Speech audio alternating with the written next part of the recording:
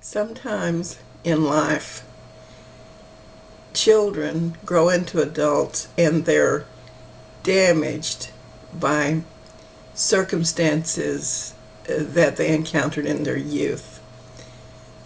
For example, if there is a mother or a father who has a lot of hang-ups about nudity, and their children, as children do when they're young, tend to take their clothes off and run around naked, and the parents just completely freak out and tell them that is so bad, so bad, so bad.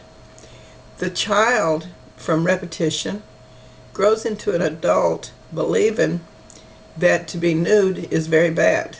They are ashamed of their body. I'm pretty liberal. I'm not a nudist, but I grew up like that. And although I'm a very overweight woman, this is my body, and it's the only one I have. And it took me to this time in my life, and I'm in my 50s, to accept my body. I've been ashamed of it most of my life, even when I was a teenager, and I was quite thin. The thing about people, and young people especially, they're never satisfied with their body. There's always something. It's your knees, and you're either bow-legged or not kneed, your nose is too big or it's too little, or your lips are too thin or they're too thick, or your stomach sticks out too much and your butt's too flat. Your boobies aren't big enough or they're too big. I mean, there's so much that a young person will use to criticize themselves. So when parents add to that, it can be a disaster for young people. This area of discussion is going to center around what it does to sexual freedom, or just the acceptance of sex, erotica. I want to start out by saying that every time there's a positive, there's a negative. Light, dark, sun, moon, land, water. There's a good, there's a bad, and everything. For instance, sex. Sex is beautiful, beautiful. It is one of the greatest things that God created and gave to man as a gift of enjoyment.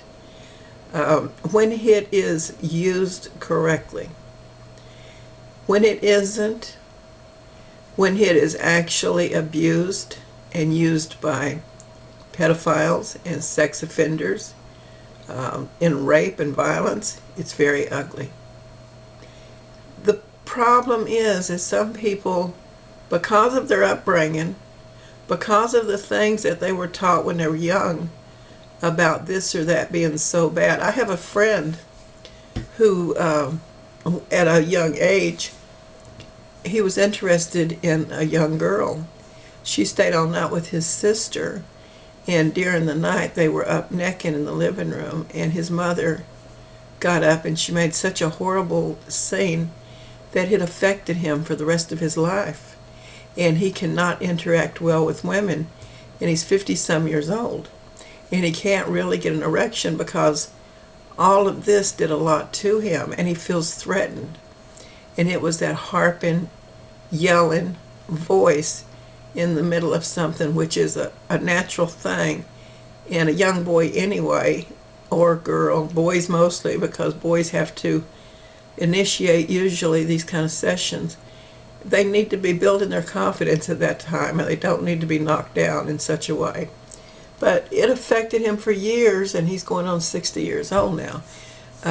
So damage to children can be great when you don't, when you have this feeling yourself, when you feel like sex is dirty, when you feel like being nude is dirty, and you put these on your children, it's going to make worse harm on them than what it does on you. So they have those innocent young minds. So we grow into adulthood, we have a lot of problems. One thing we need to keep in mind is that anywhere there is a positive, there is a negative, and we have to separate the two things. We have to get away from what the parents taught us. Number one, there is nothing wrong with nudity. When the Creator created us, He created us nude. The flesh on our body, the skin, is beautiful. It really is. If you don't believe me, I don't care what your shape is. Take a digital camera when no one's around. Take photographs of yourself, nude photographs in every position. Use your self-timer and put them on your computer and look at them. Now you can tell yourself that you can delete those pictures. They are yours. You can get them off the computer and delete them. But look at them. And then wait until the next day and look at them again. You're going to be surprised just how beautiful your skin is. I mean, how it actually, it's like a garment. It's just beautiful. When you have scars, you have stretch marks, just remember that you earned those. Those are like battle scars that you earned. When you have cellulite, ladies, it's natural. It isn't something that is unnormal or ugly. Cellulite on women is natural. Men, I mean, when you're having a problem and you feel like my friend did, that you've been, that you went through this terrible thing in your youth that affects you now, then try to separate that by realizing that there's nothing wrong with sex. And men, you're wonderful. You're absolutely a gift to women. Women were made for you. If God didn't want you to have sex, He wouldn't have created women. They were made for men. Remember to treat them with respect. That's the way it was meant to be. And remember that He meant for man to fill the earth and populate it. So He did mean for people to have sex. It was what God wanted. So He doesn't look on it as something that's unnatural or something that's bad. Now, as far as erotica, I'm not going to be able to take a whole lot on this video, but I'll cover a lot. But I will answer your letters if you write to me. If you have questions, I'll be happy to answer them. Erotica's been around since the beginning of time. And there's an old saying that women love to show off and men love to watch. And basically, that's true to some extent, except that some women get so many hang-ups about their bodies that it's difficult for them to show off. So it's just going back to what they were taught when they were young. Anyway, erotica has been around since the beginning of time, and people